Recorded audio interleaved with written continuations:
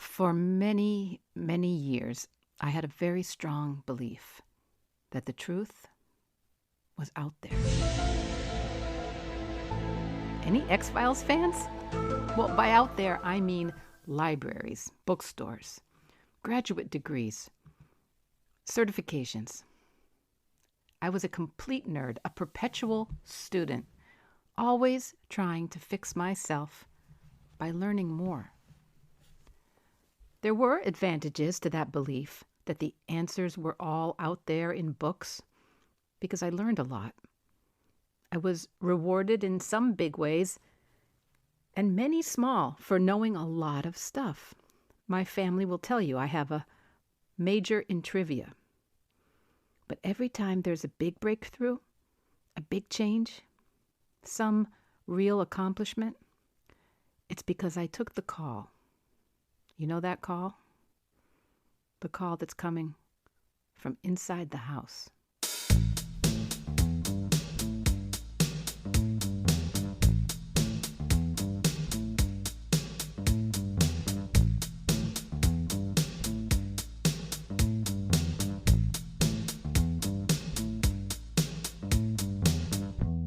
Hello, veg heads. You're listening to Veg Your Best, the plant-based podcast. My name is Michelle Olander. I'm a certified life coach, a practicing vegan, and I'm here to try and convince you to show up, eat more plants, and not wait a single second longer to set an impossible goal, whatever that is for you. Episode 8, where we ask, is the truth really out there? Last week, in episode 7, we talked about getting clear on what we're thinking. Because if we're having trouble doing something or accomplishing something, there is something going on in our brain, like a thought or belief that is at odds with the new goal. We don't need a new plan, a new diet, a new book. They can be useful, but not until we see what the thoughts are inside of our brains that are just operating and going unquestioned. Last week, we talked about the process of uncovering the thoughts that are keeping us stuck. And if you haven't listened to episode 7, What Are You Thinking? That's the title of the episode. What are you thinking? I think it would make more sense to listen to that first. But in a nutshell, if there are results that you keep creating in your life that you don't want, that's the first clue that you are thinking a thought or thoughts that are not serving you. Thoughts that are not serving your goals and your intentions. Last week, I mentioned that sometimes just learning what the thought is that is keeping you stuck can be enough to really wake us up. That's what I mean. The call is coming from inside the house.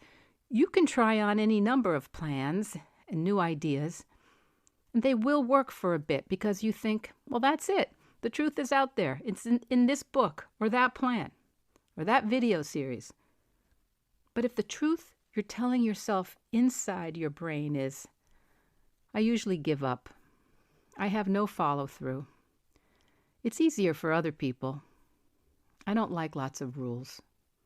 Well, then that is where the work is. The messages inside your brain, inside the house. But it's so important not to blame yourself for those thoughts, because when we start to blame ourselves, we call ourselves lazy or broken or somehow intrinsically incapable. We just give ourselves more evidence to feel helpless, to feel like that's true, we can't change. And all of this, it's just a habit of thought. Your brain likes habits. Your brain likes easy. And not just your brain, everyone's brain, my brain, human brains. They like to avoid pain. They seek pleasure, and they make it as easy to repeat as possible. So that's what we discussed in the last episode. An example, you decide that you want to cut down on eating animal products, but you keep eating meat or cheese or eggs, well, that's a clue that you may be thinking some other thought, like, it's too hard for me to go plant-based, or I don't really have time to learn to cook vegan meals, or everyone else in the family wants to eat meat. I don't want to think so much about what I eat. And as we said last week, just realizing that those thoughts are actually creating the result of eating foods we say that we don't want to eat, well, that can often be enough for us to get super curious and compassionate with ourselves. Listen, it's not that going vegan is so hard. It's not that cooking plant-based is so hard. It's not that others don't want to eat the same way with us. It's that our brain always lobbies for staying the same. That's just what your brain does. Evolutionarily, you're not a slug. Your brain is the product of countless generations of natural selection. Your brain is just trying to keep you where you are because staying the same seems safer and easier than growing and changing. And one of the truly spectacular habits our brain has is selectively seeking evidence to support whatever beliefs we have. I don't know if you've heard of him yet, but science journalist Eric Vance, in his book Suggestible You, The Curious Science of Your Brain's Ability to Deceive, Transform, and Heal, long title. Eric Vance writes about the way our human brain is very selective in the way it chooses to notice evidence in the world that reinforces the thoughts it already has. So here's a quote from Eric Vance's Suggestible You. Simply put, your brain doesn't want to be wrong. And in order for expectation to match reality, your brain is willing to bend a few rules or even cheat outright. Your brain's expectations are more powerful than we ever imagined. And when those expectations clash with reality, more often than not, it's your stubborn brain that wins. End of quote. But the good news is that once you get that your stubborn brain does that, you can just say, "Thanks, brain. I see you are using a few 100,000 years of evolution and natural selection to try and protect me, but I actually know that I can change my thoughts." What's keeping you stuck is just that sweet, well-intentioned, prehistoric, stubborn brain of yours. But how do we change those thoughts that our brain is holding on to with such ferocity? Well, first, we just notice that stubborn thought we want to change. Check. And then we start to think about the thought we would like to have. Let's use an example. I'd like to have the thought, maybe you're thinking, I'd like to have the thought, I eat plant-based because I think it's healthier for me and the planet. And so now we keep practicing that thought. Yes, but how easy is it to believe that your thoughts are within your day-to-day control? Not super easy when we are in the thick of belief. Because as Eric Vance says, our brain is very good at hiding those thoughts. Without a practice of real inquiry, we don't always recognize those beliefs. So you need to give yourself permission to believe something other than what you currently believe. And you stop looking at the evidence you see outside, because a lot of that so-called evidence that you have is your brain trying to distract you. Your brain is trying to prove what you believe correct right now. We all know this, right? The confirmation bias. That's our tendency as humans to seek, interpret, favor, and remember information in a way that confirms our prior thoughts, our personal beliefs.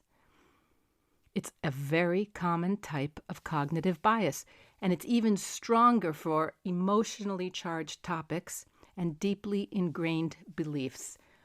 Food, how we eat, for most humans that are having trouble with their choices, these are emotionally charged topics, and they are deeply ingrained. Our brains can sift through, well, they say billions of bits of data at any given time. And somehow, so we don't short circuit, we have to organize that information in our brains completely automatically. They call it the reticular activating system that helps with that. The reticular activating system, RAS, it's a bundle of nerves at our brainstem that filters information so that what we currently believe is the important stuff gets through to us. That's why you can drive from one place to another now without thinking about every single detail of the car. The pedals, the traffic, the signs, the new stores, the music on the radio, what someone's wearing on the side of the road. The reticular activating system is the reason you learn a new word and then start hearing it everywhere. It's why you can tune out a crowd full of talking people, yet immediately snap to attention when someone says your name or something that sounds like it. Your reticular activating system takes what you focus on and creates a filter for it. It then sifts through the data and presents primarily the pieces that are important to you. And all of this happens without you noticing, of course. The RAS programs itself to work in what your brain has decided is your favor without you actively doing anything.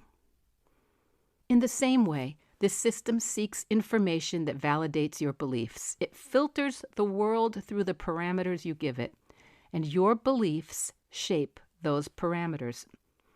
And if you think you're bad at sticking with a new diet, well, you probably will be. If you believe you're good with languages, you most likely are. The RAS, the reticular activating system in your brain, helps you see what you want to see. And in doing so, it influences your actions. And of course, those actions change the results. If your brain thinks not eating animal products will annoy your friends and family, it will emphasize moments that support that idea of your vegan diet annoying your friends and family. And it will de-emphasize situations where everyone's just delighted that you're eating so many fruits, veggies, grains, and legumes. So, while we're still talking science, let's talk about what a thought is. Before you try and change one, what is it? A thought is just two neurons in your brain connecting.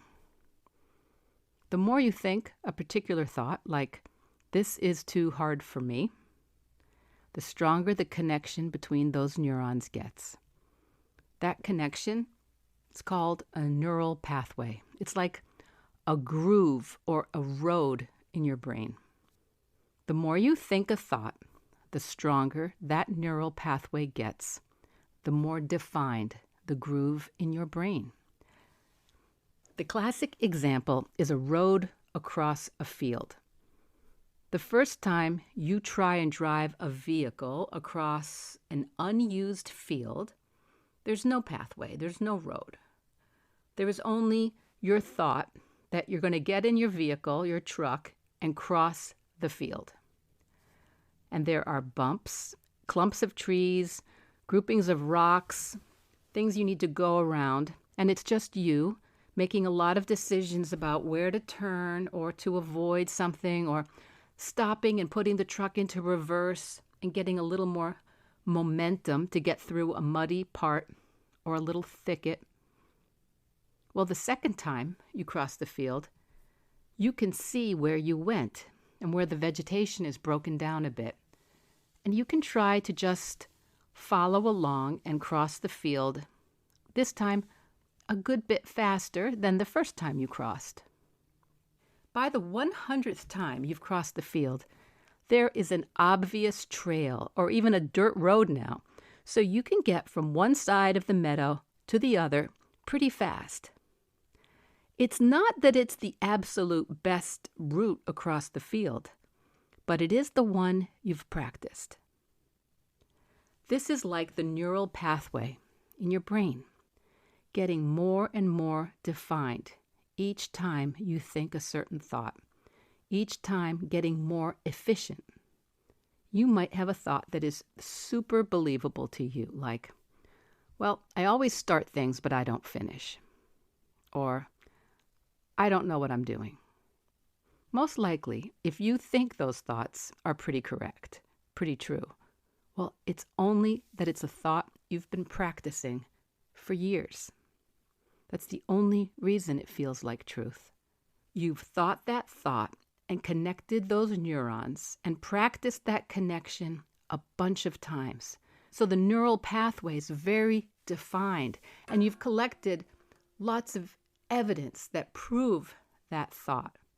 If you tried driving the truck just to the side of that path across the meadow or the field where all the vegetation is still rough and overgrown, well, you'd probably find the truck sort of wobbling back right into the pathway that you had made. It would be quite hard, so much harder to drive on the edge of the road or off the road. Harder, tiring, but only until you did what you did with the first road, that first thought. You decided to just keep going on that new road you want. You practice a new thought. You drive on the rough new route. What's the way to create that new road or new neural pathway as your go-to? Well, it's simply to keep driving on it. Decide that you are making a new road, and you do it. If you want to think and believe something new, literally all you have to do is keep thinking it over and over. Keep practicing the thought. Keep driving across that field on a new route. And if you think that sounds like brainwashing, you're right. Most of us are brainwashing ourselves day in and day out with reasons change is going to be impossible for us, or it will just disappoint us in the long run, or it's not worth the effort. Did you know that there's no law against brainwashing ourselves with thoughts and ideas that allow us to have extraordinary lives full of change and transformation?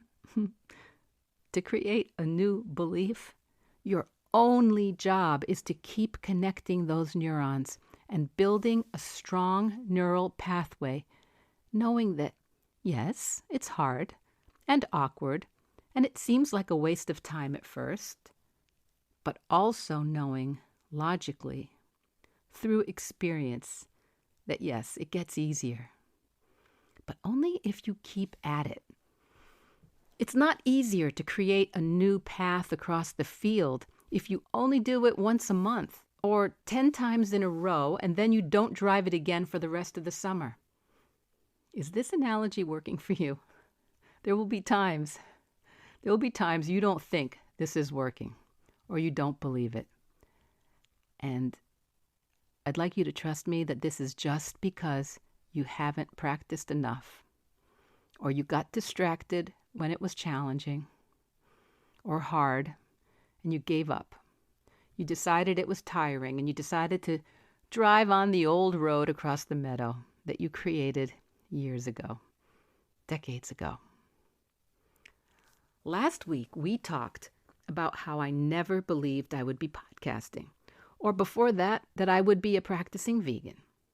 I also never believed I would become a certified life coach, or spend a year and hundreds of hours coaching and studying, and then writing a coaching methodology for people who want to move to a plant-based diet.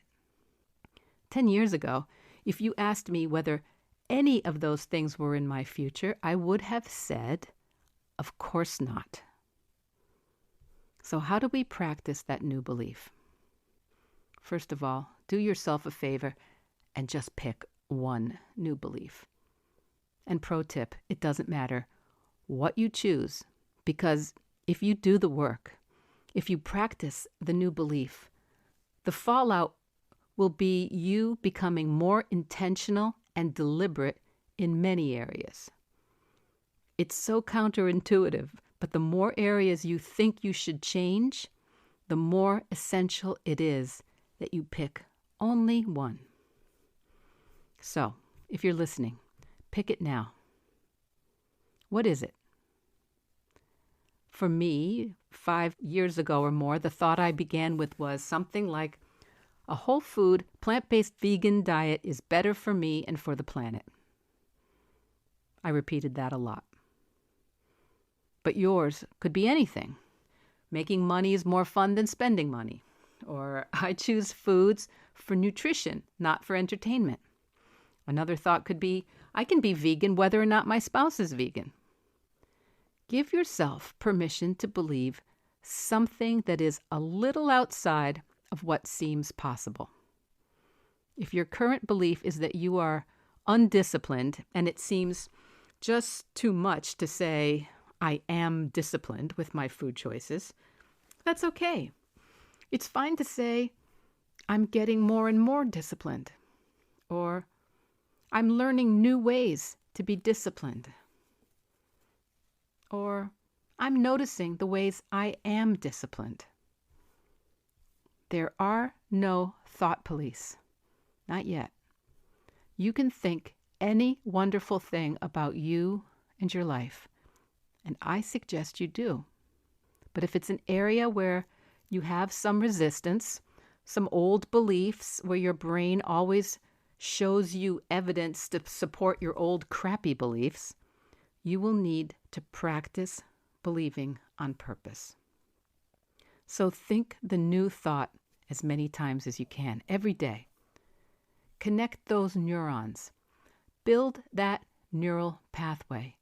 And pretty soon you will have a new trail, a new road, a new superhighway in your brain, while that previous thought road starts to get overgrown and neglected with disuse. If you have a new thought that you'd like to believe, I would love to help you with that. Every week I keep 4 45-minute free sessions open to work with anyone who would like to see how coaching can help. Absolutely free. Let's talk this week about how to give yourself permission to believe something amazing about yourself. What do you want to believe? Maybe like me, you tend to think the truth is out there in a book or a video or an online course. Those are all great sources of information. But even the Stoic philosopher Epictetus cautioned us about external sources. Did you hear that? We have a new Stoic sound effect as of last week. Do you like it? So Epictetus wrote, "Books are the training weights of the mind. They are very helpful, but it would be a bad mistake to suppose that one has made progress simply by having internalized their contents." Epictetus. There's good stuff to learn out there, and lots of it. But the best news is that to make real progress, that's an inside job. Pick up the line. That call is coming from inside the house. If you're curious how doing this work with a coach can help you with your plant-based goals, email me or sign up for one of the free 45-minute phone calls or Zoom calls. The link is in the show notes. Together, let's see if we can get you going on your way to whatever goal you've got. You know, sometimes you guys tell me that you have to accomplish something else before you can move to something plant-based. I hear that a lot. So we can talk about whatever you want, whatever goal you want. Veg Your Best podcast production, music, and editing by Charlie Weinshank. Thanks, Charlie. Before you go, it would mean so much to me and the Veg Your Best team if you would hit subscribe, leave us a 5-star review, or share with someone you think might be interested. Something about algorithms, it helps bump us up a little in the rankings, and that's the best way to help others find the podcast and for us to find our audience. So, until next week, make it easy and veg your best.